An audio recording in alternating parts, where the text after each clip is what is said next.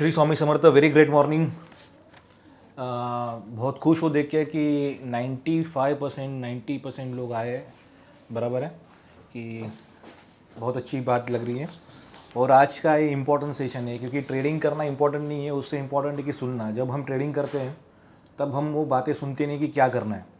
तो मैं एक कॉमन क्वेश्चन लूँगा, क्योंकि सब मिला के कॉमन क्वेश्चन 18-19 ही है, लेकिन बहुत इंपॉर्टेंट है और उसका फ़ायदा आपको होगा। एक ने लिखा है कि ओपन इंटरेस्ट मार्केट में वर्क करता है क्या? कुछ नहीं करता ओपन इंटरेस्ट मार्केट में वर्क। मैं ही पहले ओपन इंटरेस्ट पे करता था, लेकिन ओपन इंटरेस्ट ने क्या वो भी समझाता हूँ कि बायर कितने सेलर कितने हैं। ऑप्शन में बाय कितना किया, ऑप्शन में सेल कितना किया, बैंक निफ्टी बाय कितना किया, बैंक निफ्टी सेल कितना किया। तो कोई मायने नहीं रखता ओपन इंटरेस्ट, क्योंकि ओपन इंटरेस्ट में क्या होता है कि हम लोग ऑर्डर डालते हैं तो ऑर्डर एग्जीक्यूट नहीं हुआ तो भी वो डेटा हमें दिखता है। तो हमें लगता है कि बाय साइड पे बढ़ा तो बाय बढ़ेगा, सेल साइड पे बढ़ा तो सेल, लेकिन वो एग्जीक्यूट नहीं हुआ होता है तो वो कैंसिल कर देंगे, तो कोई फ़ायदा नहीं है। तो ओपन इंटरेस्ट भी कुछ काम का नहीं आहे, बरोबर। एक ने क्वेश्चन किया आहे की सर मार्केटमध्ये प्रॉफिट बुकिंग का होत नाही आहे, DIकडे इतके पैसे आहेत का? सेबीच्या रिपोर्टप्रमाणे रिटेलर लॉसमध्ये आहे, मग DIकडून कुठे इन्वेस्ट आहेत? देखिए कि एक ने क्वेश्चन पूछा है कि मार्केट में प्रॉफिट बुकिंग क्यों नहीं होती, यानी मार्केट में पुट क्यों नहीं हो रहा है, मार्केट हमेशा कॉल में क्यों जा रहा है बैंक निफ्टी, तो इतना पैसा कैसे आता है DI के पास? और DI यानी क्या कि हमारे रिटेलर विटेलर वो सब जैसे कि हमारे इंडियन कंपनीज भी कंपनीज, तो उनके पास पैसा कैसे आता है और रिटेलर क्यों लॉस में? देखिए कि मेनली मार्केट में हमारी सेबी बोल रही है कि हम रिटेलर को बचाएंगे, लेकिन ऐसा कुछ नहीं है। रिटेलर को मरवाएंगे, बचाएंगे नहीं, मरवाएंगे रिटेलर को, क्योंकि रिटेलर की वाट लगेगी तो ही उनके पास पैसा आएगा।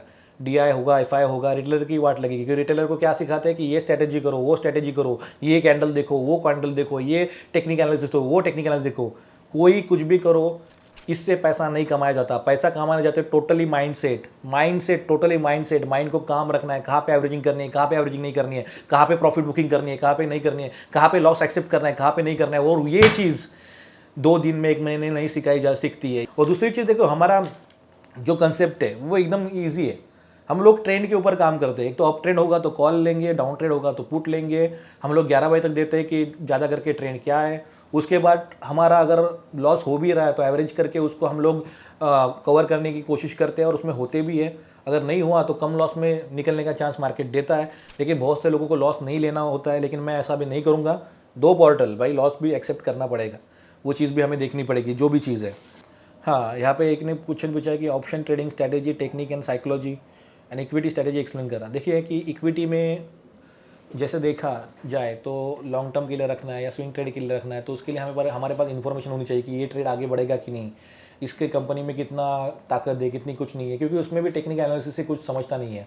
उसमें फंडामेंटल एनालिसिस होता है। फंडामेंटल एनालिसिस यानी क्या कि कंपनी के ऊपर कितना कर्जा है, कंपनी के ऊपर कंपनी को कितने कॉन्ट्रैक्ट मिलने वाले हैं, कंपनी की न्यूज़ क्या है। तो इस पर हम इक्विटी के अच्छे अच्छे स्टॉक ले सकते हैं। मैं अगर आपको सिंपली बताऊँ कि अगर आपको इन्वेस्ट करना है तो निफ्टी 50 में से अगर प्राइस ज़्यादा भी है तो कोई भी आप लोग शेयर लो, बढ़ेंगे ही। बराबर, निफ्टी 50 लो, निफ्टी मिड कैप लो, बढ़ते ही है। ऐसा कुछ भी पेनी स्टॉक लेने की गलती मत करो, वो उधर ही रह जाते हैं। तो ये चीज़ है, मैं बताऊंगा आपको इक्विटी के बारे में। मैं एक लेक्चर लेने वाला हूँ। तो जैसे कि हम लोग बुधवार को लेक्चर लेते नहीं है, तो बुधवार को मैं शायद कोशिश करूँगा। बुधवार को हम लोग एक्सपायरी में लेक्चर लेते नहीं है, तो हम लोग कोशिश करेंगे कि बुधवार को वो लेक्चर लिया जाए। एक ने क्वेश्चन पूछा है की मुझे स्टॉक मार्केट में करियर करना है, जॉब क्विट करून, तर त्यासाठी मला गाईड कीजिए। तुम्हाला जॉईन होणे असेल त्यासाठी काय करावे लागेल फुल टाईमसाठी? देखिए कि ये बहुत से लोग हैं जिनको फुल टाइम ट्रेडिंग करनी है। तो सबसे पहले फुल टाइम ट्रेडिंग करनी है तो आपको कैपिटल जमा करना पड़ेगा। आपके पास कैपिटल होना चाहिए। तो फुल टाइम अगर, क्योंकि आप जॉब छोड़ने वाले हैं तो आपके पास कैपिटल होगा तो ही आप अपने जॉब के सैलरी इतने पैसे कमा सकते हैं। तो आपके पास कितना कैपिटल है मुझे मालूम नहीं है। तो जब आप बता देंगे कि मेरे पास इतना कैपिटल, तो मैं आपको गाइड कर सकूँगा कि आपको क्या करना है क्या नहीं। क्योंकि पूरा पैसे का खेल है। जिसके पास पैसा ज़्यादा वो ज़्यादा कमाएगा, जिसका पैसा कम उसको इस हिसाब से करना पड़ेगा। तो वो एक क्वेश्चन का जवाब है। एक ने कुछ क्वेश्चन पूछा है कि सर मेरे पास कैपिटल कम है, 10,000 है, 20,000 है, तो मुझे क्या करना पड़ेगा? आपको 10,000 है तो आप एवरेजिंग मत करो। जैसे कि मैं गुरुवार से वो पोर्टल पे काम करने वाला हूँ, तो वहाँ पे आप लोग ट्रेड कर सकते हो। और अगर वहाँ पे समझो आपका लॉस हो रहा है तो आप उसकी जैसे कि मैं SIP कर सकते हो या और चीज़ कर सकते हो। बराबर है। तो टीम से फ़ोन आएगा आपको कि कैसे करना है, क्या करना है। लेकिन आपके पास 10-20 हज़ार हैं तो आप एक लॉट से ट्रेडिंग करो। एक लॉट से ट्रेडिंग करते हो तो मैंने जैसे बताया कि एक सेक्शन में मैं एवरेजिंग नहीं करूँगा, तो वहाँ पे देखो कि आपका परफॉर्मेंस कैसा है। तो एटलीस्ट एक बार का एवरेजिंग का और पैसा होना चाहिए, यानी 10,000 का आपका कैपिटल तो एटलीस्ट 12-15 हज़ार का कैपिटल होना चाहिए, तो आपको अच्छा प्रॉफिट हो सकता है। एक ने पूछा है कि ट्रेडिंग चालू करने के लिए कितना कैपिटल चाहिए। ट्रेडिंग चालू करने के लिए 15,000 बस हो गया, एक लॉट से करो, एवरेजिंग के लिए एक लॉट रखो, बस लॉस एक्सेप्ट करो, हम स्टॉप लॉस पे काम करेंगे, बस मैं बोला 2 पोर्टल पे काम करेंगे, तो ये 15,000 बस हो गए। एक ने लिखा है कि स्टॉक अगर मैंने लॉन्ग टर्म के लिए डाला है तो उसको चेक कैसे कर सकते हैं।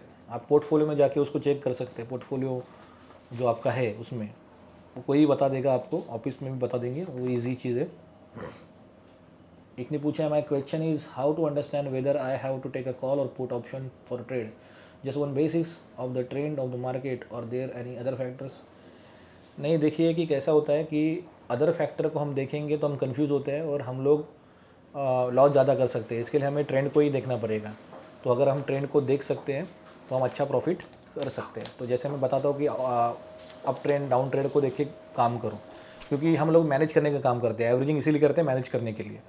तो ट्रेंड देख के हम काम करेंगे। और मैं पिछले अभी जब से 2011 से मैं कर रहा हूँ, लेकिन 2016-17 से मैं ट्रेंड देख के ही काम कर रहा हूँ और मैं प्रॉफिटेबल ट्रेडर हूँ, इसके लिए हमें इतने अवार्ड मिलते हैं। 2016-17 से हम प्रॉफिटेबल हैं।